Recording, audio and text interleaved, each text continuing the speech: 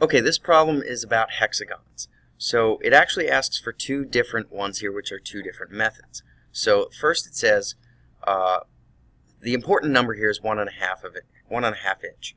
So it says 1.5 distance across the points and 1.5 distance across the flats. These are two separate hexagons. So the word concentric, of course, means they share the same center point. So it doesn't matter which one I begin with. Either one of them is going to require a circle that's that diameter of 1.5. The way you know the difference between the two is that if you're asked to create a 1.5 inch distance across the points, that means that the hexagon is going to be inscribed in the circle, meaning all of its points will touch the circle, but inside of it. If it's 1.5 inches across the flats, that means that all of the polygon's sides will be tangent to the circle. Either way, we're starting with a 1.5 inch diameter circle. So set your compass to half of that, because diameter, remember, goes all the way across, and the compass works from the center out. So I've got my compass set to half of 1.5, which is 0.75, and I'm going to make a light construction circle. So there's my starting point. So I've got my circle. So the first one that I'm going to do is I'll do the across the points first. So what I want to do is I want to bring my t-square down and line it up with the center point of the circle that I started with. And I'm going to make a tick mark on the left and right side of the circle. From there, I want to take the pin of the compass, still set at the same radius, and set it up. It should touch the center.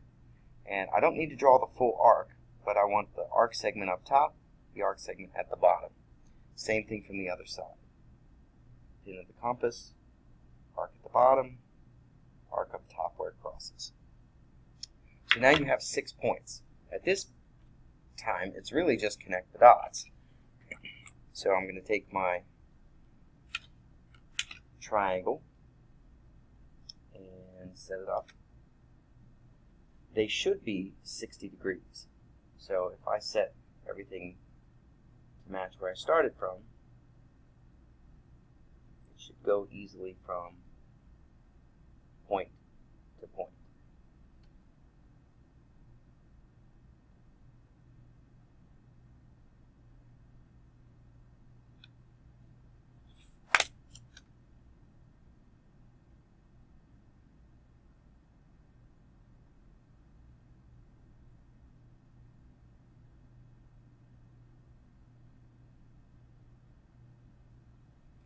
And then the top and bottom can, of course, be with the t-square.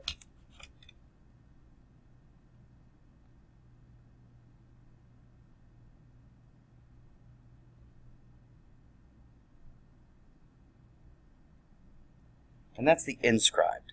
Okay, perfectly equal. It would be exactly 1.5 across point to its opposite point. The second half of this is the 1.5 across the flats. So for that one, it's the same setup, same circle. Now, obviously, you wouldn't normally do both in the same spot. It's usually asking you for one or the other. But for this one, it's actually a little bit quicker. You don't need any of those points. All you really need is your t-square and that 30, 60, 90 triangle. So you line up the t-square so it's tangent with the top of the circle, and you make a line segment. Tangent to the bottom of the circle, you make a line segment.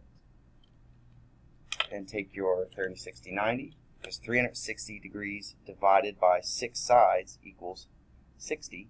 I'm going to take my 60 degree, line it tangent to the circle's edge, draw the line, slide it over, tangent to the circle's edge, draw the line, flip it,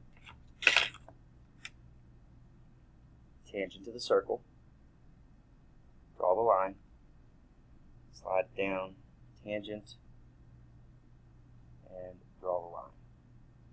If you have any overlaps, erase them, and you now have your 1.5 inch across the flats circle, because now it would measure 1.5 inches from this flat to its opposite flat.